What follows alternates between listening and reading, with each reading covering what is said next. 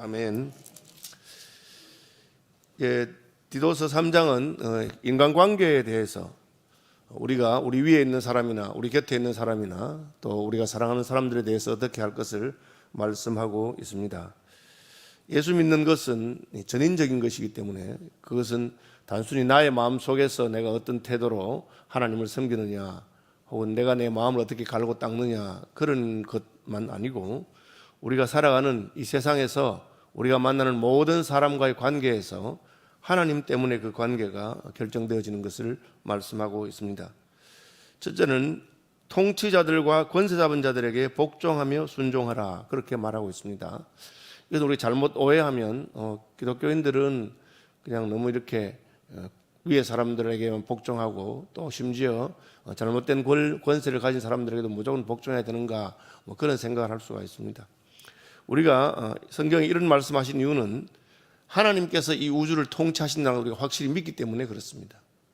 이를테면 북한에서 우리가 볼 때 악한 정권이 통치하고 있어도 중국에서 악한 정권이 통치하고 있어도 그러나 하나님께서 그 모든 배후에 계신 것을 믿기 때문에 그래서 우리가 통치자들과 권세 잡은 자들을 그런 사람들을 세우신 하나님을 생각하고 그들에게 복종하는 것입니다.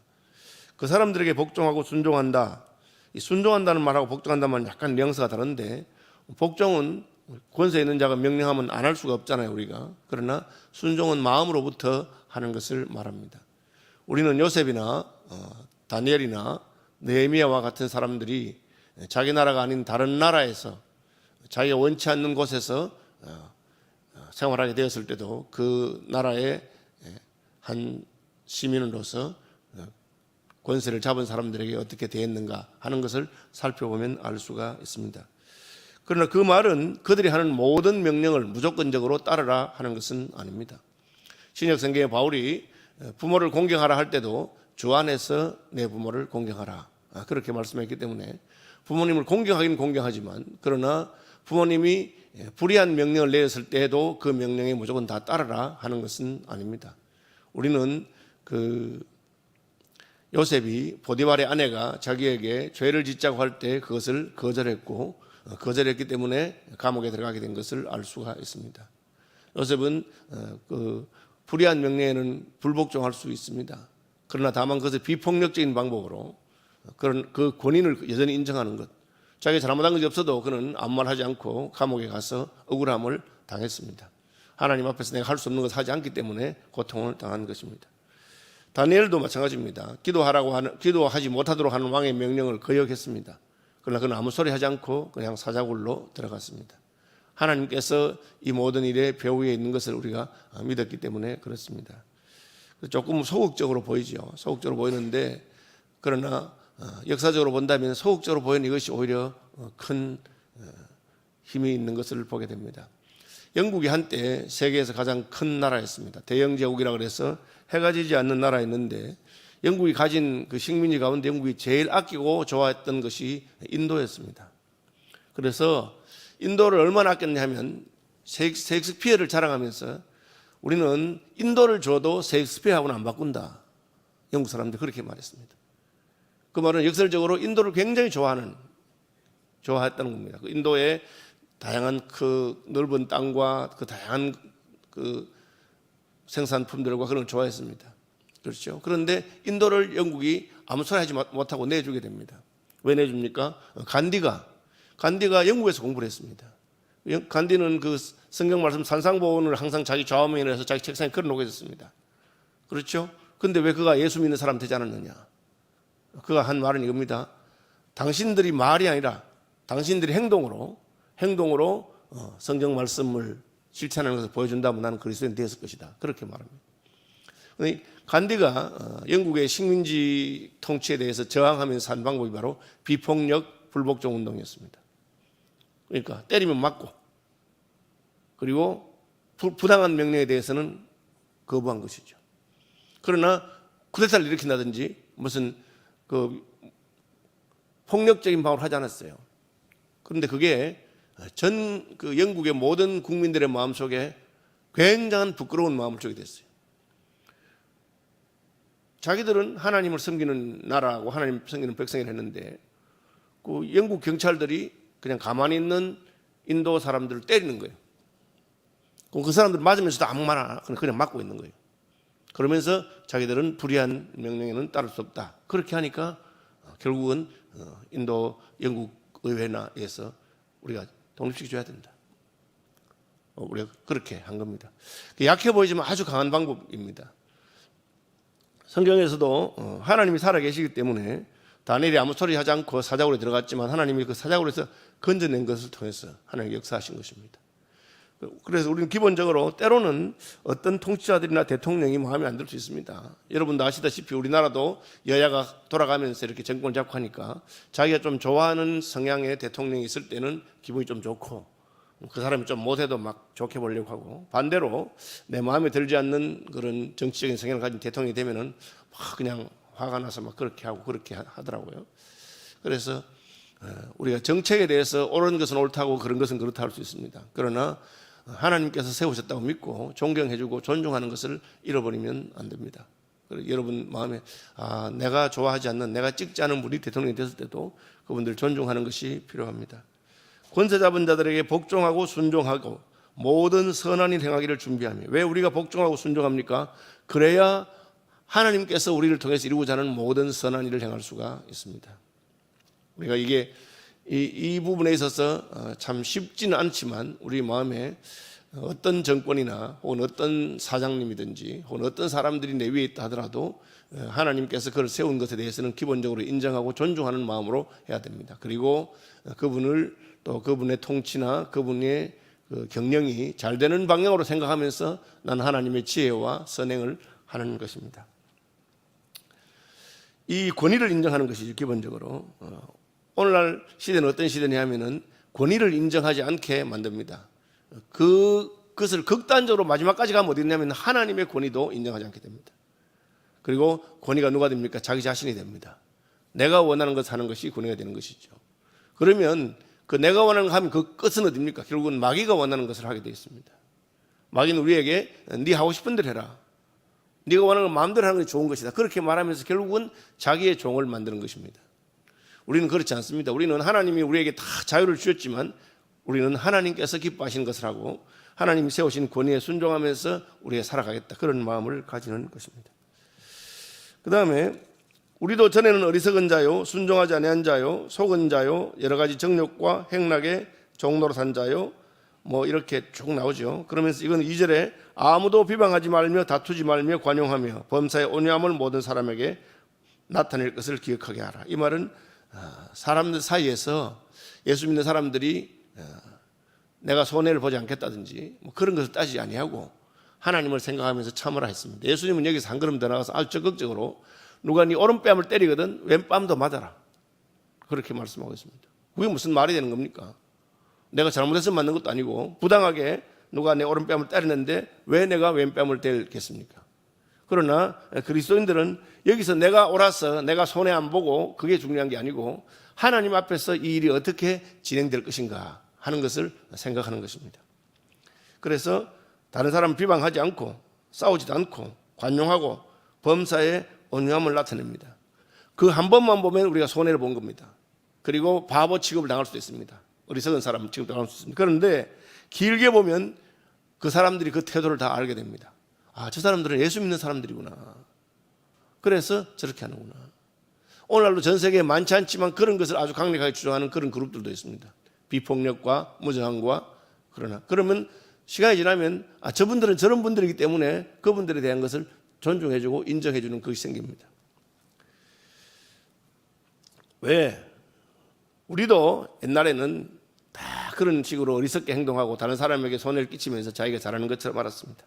악독과 투기를 일삼았고 어떻게든지 내 목표를 달성하기 위해서 독한 방법을 쓰고 그리고 다른 사람이 나보다 올라가면 막 질투해서 끌어내리고 막 그렇게 했습니다. 그런데 그렇게 하지 말라고 하는 것입니다. 하나님께서 선악간에 다 보고 계십니다. 우리 구주 하나님의 자비와 사람 사랑하심이 나타나실 때에 하나님께서 하시는 것입니다. 우리를 구원하시되 우리가 행한 바 의로운 행위로 말미암지 아니하고 그의 긍휼하심을 따라 중생의 씻음과 성령의 새롭게 하심을 하셨다. 우리는 어떻게 구원받느냐? 저런 놈들하고 내가 어떻게 양보하면서 살겠느냐? 그렇게 생각하지 마시고 그 사람들을 불쌍히 여기라는 겁니다. 왜? 우리도 악한 자였는데 하나님의 은혜로 구원받은 것입니다. 여러분, 저는 그 미움에 호소하는 것은 항상 잘못됐다고 생각합니다. 제가 이제 대학 학고사에서 기자도 하고 교지 편집장도 하고 또 저도 옆에 좀 과격한 친구들도 옆에서 보고 했는데 왜 무엇이 잘못되었을까? 어떤 그분들이 주장하는 말은 옳은 게 많이 있어요. 그죠? 사회 정의를 부르짖고 좋습니다. 근데 방법이 문제가 있어요.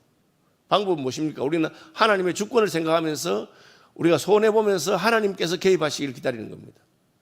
근데 세상적인 방법은 뭐냐면은 미움을 자극합니다. 가진 사람에 대해서 가진 놈은 다 나쁜 놈들이에요. 높은 권세 있는 사람은 다 나쁜 놈들이에요. 그 사람들을 끌어내리고 가진 놈 걸 빼앗아야 된다. 그렇게 합니다. 실제로 가진 사람 가운데 불의한 방법으로 가질 수도 있습니다. 그러나 우리는 그분들에 대해서 미워하는 것이 아니고 연민을 가집니다. 저렇게 수단과 방법을 가지지 않고 부자가 되는 것이 좋다고 생각하는 사람이구나. 어리석은 사람들이구나.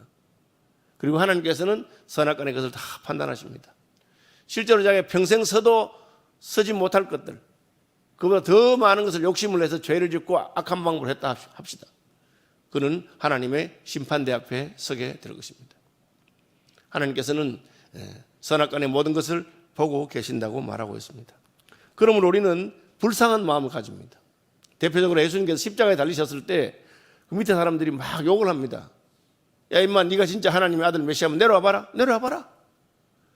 그죠? 저는 막 그거 볼 때면 제가 괜히 피가 끓는 것 같아요. 뭐 이런 자식들이 있나?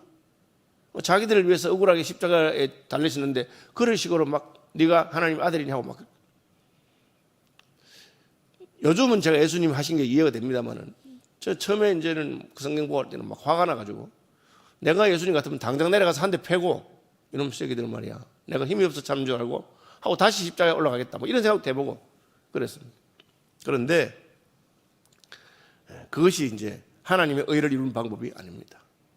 하나님의 의를 이루는 방법은 하나님의 통치와 하나님의 권위를 우리가 인정하기 때문에 나보다 훨씬 못한 놈이 내 위에 있으면서 엉뚱한 짓을 해도 꾹 참는 겁니다. 그리고 내가 할 일을 하는 것입니다. 그러면 하나님께서는 기회를 주십니다. 하나님께서 높이시고 하나님께서 선악간에 다 판단하게 되는 것입니다. 여러분, 그걸 늘 기억하셔야 됩니다. 우리 구주 예수 그리스도로 말미암아 우리에게 성령을 풍성히 부어주사 우리로 그의 은혜를 힘입어 의롭다 하심을 얻어 영생의 소망을 따라 상속자가 되게 하는. 이 말은 뭐냐면 우리 구원받은 거 우리 잘나서 한 거 아니지 않느냐. 너 뭐 그냥 다른 사람으로 보면 우리가 저놈이 틀렸다, 어떻게 저렇게 할 수 있나, 좀 높은 자리에 올라왔다면 저렇구나, 뭐 그런 생각을 다 합니다. 우리가 그렇게 잘 보여요. 내가 저 자리에 가면 더 잘하겠다, 그런 생각 다 들고 다 잘 보입니다. 그런데 사실은 나도 그 자리에 가면 똑같은 사람이 될 가능성이 얼마든지 있습니다. 그럼 지금은 내가 왜 어렵게 살려고 하고 바르게 살려고 하는가? 그게 하나님의 은혜가 임한 것입니다. 중생의 씻음과 성령의 새롭게 하심, 하나님이 우리를 긍휼히 여기셔서 우리를 거듭나게 하셔서 깨끗하게 씻어주시고 성령으로 우리의 마음속에 의를 행하는 마음, 나의 유익을 추구하는 것이 아니라 하나님의 의를 추구하는 그런 마음, 하나님께서 하신 것입니다. 그러니까 우리도 그의 은혜를 힘입어서 어려워졌고 은혜를 힘입어서 깨끗해지고 은혜 때문에 거룩하게 살고자 하는 마음을 가진 것이고 영생의 소망을 상속하게 된 것입니다. 그러니까 다른 사람을 대해서 너그럽게 대해라. 너그럽게 대해라. 어떻게 하는 것입니다. 1만 달란트를 탕감받았다. 돌아가는 길에 50데나리온 빚진 사람 만나는데 저놈이 아직도 안 갚나? 그 큰 돈도 아닌데 하고는 그놈 보고 그냥 감옥에 딱 가둬가지고 너가 다 갚을 때까지 나오지 마라. 그렇게 하는 것을 보면 하나님께서 어떻게 하시겠느냐. 이놈아, 너 진짜 은혜를 모르는 놈이구나. 어떻게 그 사람이 나한테 50데나리온 안 갚은 거는 그렇게 잘 알면서 내가 나에게 1만 달란트 갚지 않은 것은 알지 못하느냐. 너 내가 탕감한 거 다시 취소하고 다 갚아라. 그렇게 말씀한다고 하고 있습니다. 우리가 하나님의 긍휼과 은혜를 입어서 깨끗하게 되고 거룩하게 된 것을 늘 기억해야 됩니다. 그러면 깨끗해졌으니까 더러운 사람들을 보고 아이고 저렇게 인간이 저럴 수 있나 하는 게 아니고 불쌍히 여기는 마음이 생깁니다. 형제가 바보같이 왜 거기 있느냐, 왜 아직도 욕심과 쾌락과 거기에 있느냐, 그것이 망하는 길인데 이게 더 좋은 길인데 몰라서 그렇구나. 그럼 우리는 그분들에게 복음을 전하고 싶은 마음이 생기고 그분들에게 전도할 수 있는 권리를 얻기 위해서 그분들을 더 사랑해 주는 겁니다. 여러분 성급하게 그냥 가서 니는 잘못되고 틀렸어, 너 이래라 그렇게 한다고 듣는 게 아니거든요. 그러니까 우리가 권위에 순종하고 또 형제들의 잘못에 대해서도 관용하고 참고 하는 것은 내가 받은 그 은혜를 나눌 수 있는 길이 거기이기 때문에 그렇습니다. 이 말이 미쁘도다. 원하건대 너는 이 여러 것에 대하여 굳세게 말하라. 이는 하나님을 믿는 자들로 하여금 조심하여 선한 일을 힘쓰게 하려 함이라. 이것은 아름다우며 사람들의 유익하니라. 그래서 우리가 예수 믿을 때 인간관계에도 구속받은 것을 알아야 됩니다. 여러분 보이는 사람에게 인정받고 보이는 사람에게 칭찬받지 못하면서 하나님께 인정받고 칭찬받으려고 생각하는 어리석은 것입니다. 여러분 주위에 있는 사람들이 여러분이 변화된 것을 알아야 됩니다. 혹시 그 파인애플 이야기라고 하는 파푸아 뉴기니아의 선교사님의 이야기를 아시는지 모르겠습니다. 이 선교사님 파푸아 뉴기니아에 선교사로 갔는데 가니까 채소가 없고 과일이 없어요. 자기는 파인애플을 너무너무 먹고 싶어요. 그래서 본국에 가서 파인애플 묘종을 가져와서 파인애플을 심었습니다. 자기가 농사를 잘 못 지으니까 그 원주민들에게 그 농사를 짓게 한 겁니다. 그러면서 늘 말하기를 당신이 농사 지은 값으로 내가 칼도 주고 또 좋은 물건도 주고 했으니까 이 파인애플은 내 거다. 파인애플 농사가 지나고 나면 내가 따먹겠다 그렇게 했어요. 그래가 3년을 기다려서 파인애플을 열기 시작했는데 따먹으려고 가보면 없고 따먹을 가보면 없는 거예요. 좀 익을만 해가지고 이제 다음 주쯤 되면 익어서 따먹겠다 싶으면 누가 따간 거예요. 그냥 알고 보니까 농사 지었던 그 사람들이 따간 거예요. 너무너무 화가 났어요. 그리고 그 사람들한테 아니 왜 이 내 파인애플을 따먹었냐 이러니까 이 사람들이 말이 안 통하는 거예요. 내가 농사했잖아요. 그 사람 생각을 자기가 농사한 건 자기 거라. 아니 그래도 내가 일 시킨다고 품삯을 주고 너 이게 칼도 주고 무슨 설탕도 주고 다 안 했느냐. 말이 안 통하는 거예요. 너무너무 화가 났어요. 그래가지고는 파인애플 다 뽑으려고 그러는데 뽑는 것도 일이잖아요. 그 돈 주고 다 뽑았어요. 돈 주고 삭스를 다 주고 다 뽑았어요. 그죠? 파인애플 다 뽑고 나니까 그 사람들이 동네를 다 떠나버렸어요. 밀림 속으로. 그럼 선교사가 혼자서 이게 뭐 파인애플 먹고 혼자 있으면 뭐 선교하러 올 이유가 뭐 있겠습니까? 그리고 그분이 안식년에 대해서 본국에 갔다가 하나님 말씀을 듣고 크게 은혜를 받았어요. 그래가지고는 그 다음에는 같이 파인애플을 다 심었어요. 또 싹을 쭉 심었어요. 그리고 이제 추수할 때 돼가는데 또 없어지기 시작한 거예요. 없어지기 시작하는데 이 사람이 아무 말도 안 해요. 선교사가. 사람들이 물어봐요. 야 선교사님 요즘은 파인애플이 없어지는데 왜 우리한테 화를 안 내냐고. 그러니까 이 선교사님이 뭐라 했냐면 그 파인애플은 내 거 아니라고. 당신이 심어 당신 거 아니었냐 하니까 왜 당신 거 아니냐고 하니까 그 파인애플 내가 하나님께 다 바쳤다 하면서 따먹고 싶으면 따먹으라 하면서 내가 하나님께 다 바쳤다 하면서 그렇게 말했어요. 그러니까 얼마 있다가 그 원주민들이 자기는 찾아와서 선교사님 보고 그 파인애플 하나님한테 다시 돌려받으라 하면서 왜 돌려받으라? 아니 우리가 이때까지 그게 누구 건지 모르고 막 따먹었는데 그게 하나님 거였는가 봐. 그래가지고 그거 따먹어서 배탈 나고 그거 따먹어서 누구 집에는 돼지가 죽고 그 하나님 거라서 하나님이 화가 나서 그런가 본데 하나님은 다시 돌려받으라 하면서 선교사님 그 따먹을 때는 아무렇지도 않았는데 하나님 그 따먹으니까 막 다 할이 나고 그렇게. 그러니까 이 선교사님이 난 돌려받을 수 없다. 내가 하나님께 다 드렸다고. 그때부터는 아무도 안 따먹는 거예요. 그래 진짜 이번에는 파인애플이 제대로 잘 익어서 추수할 때까지 아무도 안 따먹었어요. 그래서 사람들이 찾아와서 선교사님 저 파인애플이 이제 다 익어가지고 좀 더 지나면 이제 막 떨어지는데 어떻게 하려고. 다 익었냐고. 온 주민들이 다 같이 와서 그 파인애플 같이 따먹고 잔치를 했어요. 그때 그분들이 한 말이 이거예요. 선교사님 이제 선교사님 진짜 예수 믿는가 보다 하면서 선교사님이 이제 예수 믿는 사람이 됐는가 봐요. 그렇게 말했다. 여러분 우리가 온유하고 관용하고 손해보고 참는 것이 어떤 게 있느냐. 세상 사람들이 볼 때 저 사람들이 예수 믿어서 나를 용납하고 예수 믿어서 손해보는구나. 말할 필요 없습니다. 그냥 하나님을 생각하면 참고 애매히 고난을 당해 참고 그러면 손해보느냐? 손해보지 않습니다. 하나님께서 그것을 다 갚아주십니다. 하나님께서 더 풍성하게 하십니다. 예수님이 손해보셨습니까? 아버지 뜻을 순종하기 위해서 죽기까지 십자가에서 복종하셨습니다. 어떻게 됩니까? 모든 이름 위에 뛰어난 이름을 주시고 예수님을 가장 높이셨습니다. 거기에 아무도 말할 수가 없습니다. 왜? 그분이 하나님 아버지의 뜻을 그대로 순종했기 때문에 그렇습니다. 여러분, 인간관계라고 하는 것은 상대적이기 때문에 나한테 잘해주는 사람은 잘하는 것이 어렵지 않아요. 그런데 저놈은 막 미워 죽겠어 하는 거 보면 어떻게 그렇게 얌체인지 몰라. 그런 걸 보면 그냥 어떻게든 내가 한번 이렇게 갚아주고 싶은 마음이 나는 것이 인생입니다. 그런데 바울은 그렇게 말하지 않습니다. 디도야, 크레타 섬에 막 욕심꾸러기들, 짐승 같은 사람들, 거짓말쟁이들 막 그렇게 하잖아요. 그런데 하나님을 생각하며 참고 하나님을 생각하면서 끊임없이 사랑을 베풀고, 그럼 어느 순간이 되면 하나님의 성령께서 우리를 구원하신 것처럼 그들의 마음을 움직이시는 것입니다. 12절부터 마지막까지는 하나님의 사람들에 대한 이야기입니다.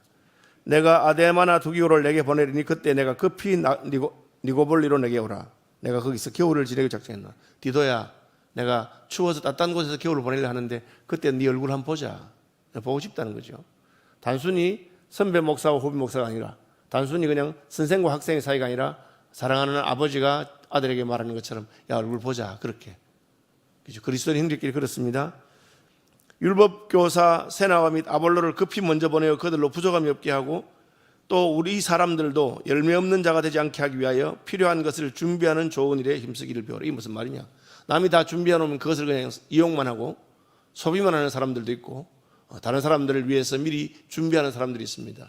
준비하는 사람이 되라는 것이죠. 그것이 하나님께서 기뻐하는 일입니다. 열매 있는 일입니다. 남이 한 것만 그냥 다 차려놓은 상에 숟가락 얹고 하는 것은 열매 없는 것이라고 말하고 있습니다. 나와 함께 있는 자가 다 내게 문안하니, 문안하라고 합니다.